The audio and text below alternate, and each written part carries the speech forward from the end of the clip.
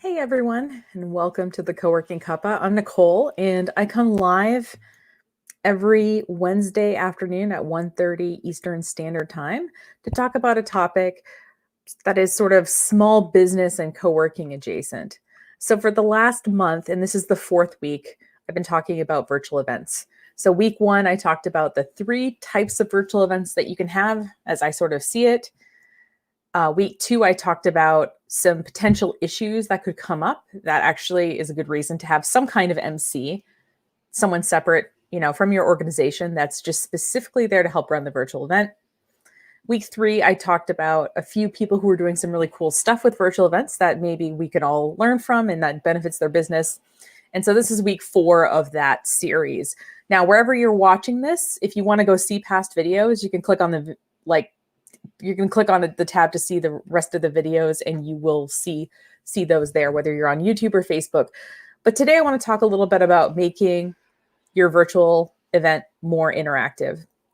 I think that at the beginning of the pandemic, we all really got used to kind of sitting in front of the screen and looking at stuff. But the reality is that people are going to want a little bit more from even a short presentation. So thinking about ways that you can make it interactive is one way to stay ahead of the game. Now, full disclosure today, I'm at home. Sorry, my sound is not ideal.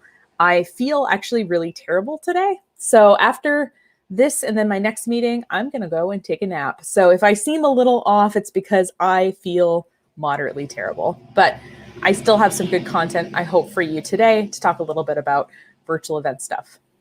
Now, the first idea to make a virtual event more interactive is it's something that involves a little bit of forethought, in that people are going to have to register at least a week ahead of time before you do this.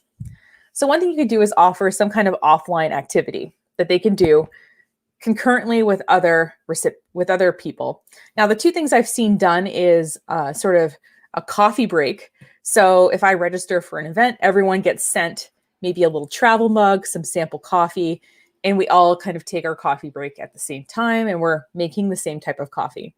Now, obviously, ahead of time, you need to collect someone's mailing address, and you need time to get it mailed out before the event. So that's not often possible. On the other end of coffee, I've also seen cocktails done, which is really fun. A lot of cocktails can be made with little, hard alcohol now comes in those little kind of shooter type, couple of ounces at a time, so that someone doesn't have to go out and buy a $50 bottle of something. They can just get a little tiny sample of it and make the cocktail. If you don't feel like just making a cocktail or making coffee is a simple thing to do because it doesn't require a lot of steps, it would be difficult to say make a souffle as a little break. But if you're thinking about something that's not quite coffee, you could get, actually, my boyfriend sent me these for Valentine's Day in part of his package, but this is just a Lego set. It's flowers. I guess I can make my own flowers. But you can get together a little puzzle or a little Lego set or something like that people can sort of work on at the same time that other people are working on something. So I think having something tactical is nice because it gives people a little bit of a break away from the screen, and it also kind of engages some other kind of kinesthetic learning opportunities. I can never pronounce that word. The second thing to think about, if you don't feel like planning a whole activity and mailing people stuff, I totally get that, and that's totally fine. But sort of a low-level activity you can have is polls. You can set up the polls. If you use Zoom, you can set them up ahead of time, but you can also set them up once the event starts. So if you have an idea for a poll question, you can sort of decide to pull that together at the last minute. So polls kind of make the people who are watching the presentation sort of stop and think about it and interact with the information.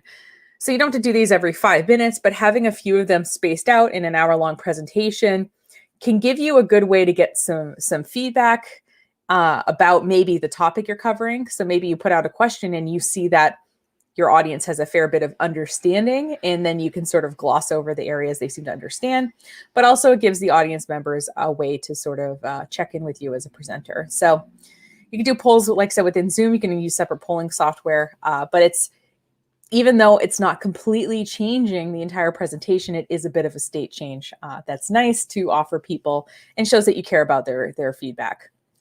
Now, if you want something that sort of functions like a poll and that you get feedback, but you want a little bit more interaction than someone picking something between a multiple choice question, there's a couple of ways that you can have some interactive elements.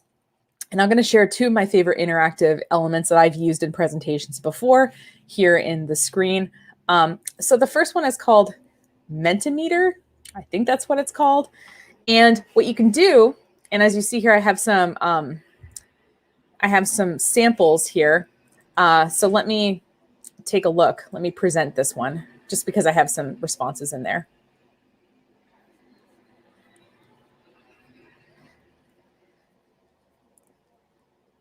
Now, things I should have done before this presentation. Now, what you can do is you can pick between, you can make what's called, like, this is sort of a line graph, you know, where people could sort of pick something along a scale. You can also have a word cloud, and you can have a few other formats here. Now, it's a little bit confusing because, first of all, like, you can tell people to go to menti.com and then use this code. But if you feel like that's a little confusing, I think it's a little confusing. What you can do is you can set these up ahead of time in the software. By the way, the software is free. I think the paid version lets you do a little more, like most paid versions of most software. But one thing you can do once these are set up is each of these have an individual link. And once it's created, you can just click on these three dots next on the all the way to the right next to it. And then there's this share voting link. So I could just take this link and paste it into, you know, Zoom chat or something like that if I wanted to get people over to this. Now, obviously, for them to be able to see it, I need to share my screen like I'm doing with you right now and kind of show you the votes coming in. But it just really gives you an idea of, like, you know, a little bit more of a subtle or a little bit more detailed feedback about something.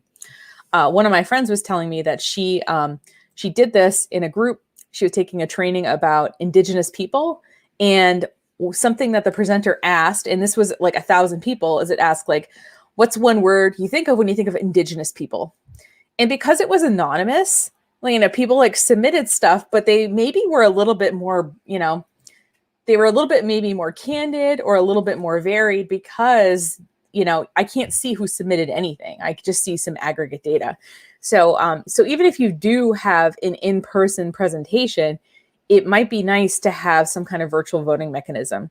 I know that I've been to like pitch competitions, and they typically have you text to vote, probably because if you're in a room with a bunch of people who've just presented about their business, and it's like, oh, who do you want to give the money to? Like, we don't necessarily want to raise our hand against, you know, especially if you're in a small town, there's other people in that group that, you know, you don't necessarily want to present against. So, so that's mentimeter.com. It's free to set up an account.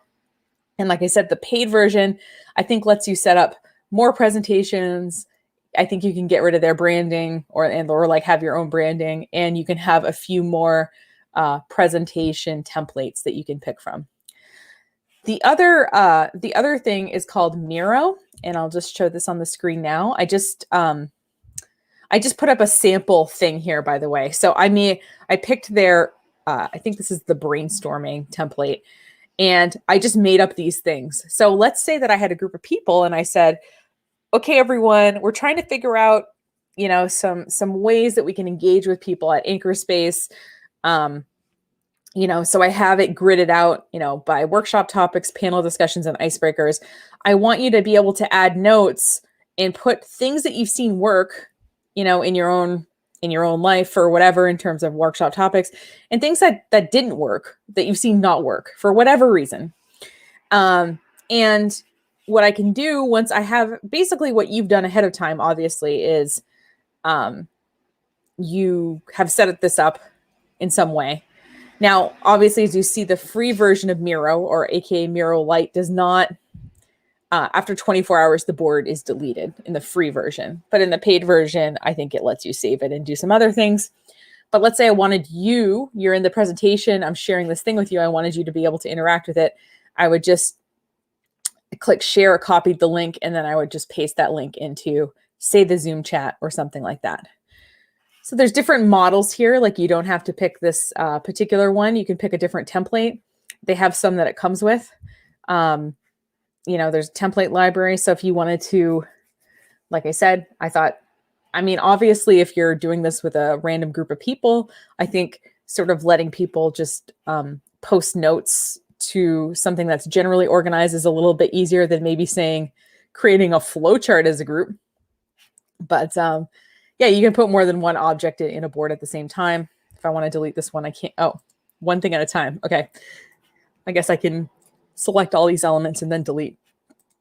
There we go. So you have some ability to sort of change what this looks like. But this allows you to have some interaction and maybe some collaboration where people can write things in. Obviously, the Mentimeter lets you do the word cloud thing. So if you wanted to get like a word association thing or something like that, but if you wanted people to write more long form ideas, you can collaborate within a Google Doc or something. But if you wanted to make it more visually interesting, you could use something like this. Now, obviously, if you're doing an event and you know it erases within 24 hours, the free version, you might want to at least screenshot it or save it or something like that if you're going to keep using the free version of the tool. But if you do these all the time, maybe you decide that you want to invest and get some of the more premium features. The other thing you can do to add a little bit of interactive stuff, and by the way, I know that a lot of these suggestions seem a little campy, but the reality is that, like I said, staring at a screen, listening to someone talk for 2 hours. I know you're sitting and listening to me talk now. It might be a little boring for you. Imagine that for 2 hours. Not super interesting for anyone. So something you can do is add a little, some kind of random element to things, especially to things that don't necessarily matter. There's a lot of really interesting tools out there. And so like what I can do, and I just totally made this up, by the way, is I went to this picker wheel website, and let's just say we had 5 minutes left. What I could do is I could say, all right, so we have our options are a 5-minute sing-along, a 5-minute dance party, or a 5-minute one-to-one speed networking. And I just spin it, and it's going to randomly pick something. I don't think you hear the little sound, but it's making a little ticking, as you would expect. All right, so now we're going to have a 5-minute sing-along. Wow, it just played really loud music, and I'm so glad that you didn't have to hear that. But I'm sure that there's lots of tools like this. But the idea is that I get that it doesn't really matter and you could just pick something, but adding a little element like this just makes it a little bit more, I don't know.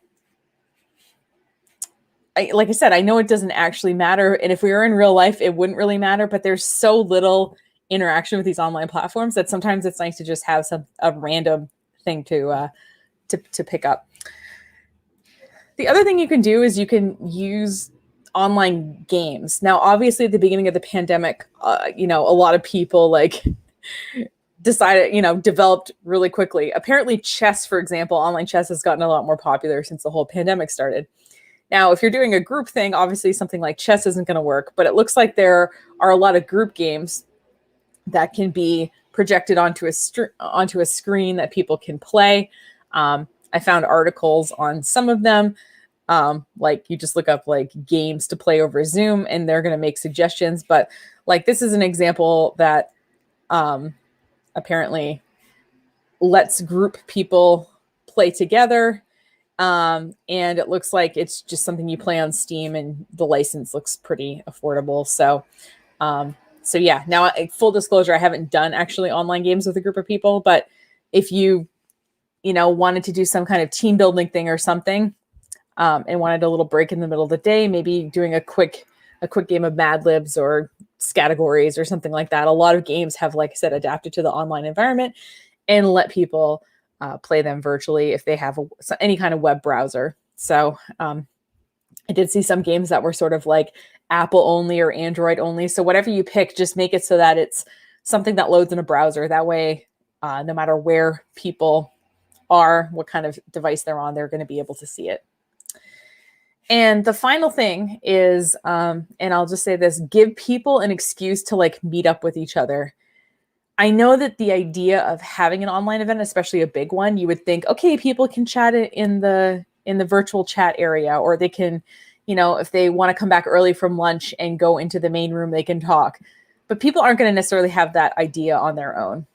So something that I did, I had an in-person event with about 40 people, and I happened to know everybody who was at the event. So what I did is I sent ahead of time, I sent everyone's like their name, their contact info, and I wrote like a 3-sentence bio for everybody with some interesting information. I'm like, this is so-and-so. You might not know, but like they love rollerblading and they whatever, just to give people a chance to talk to each other, maybe in a new way.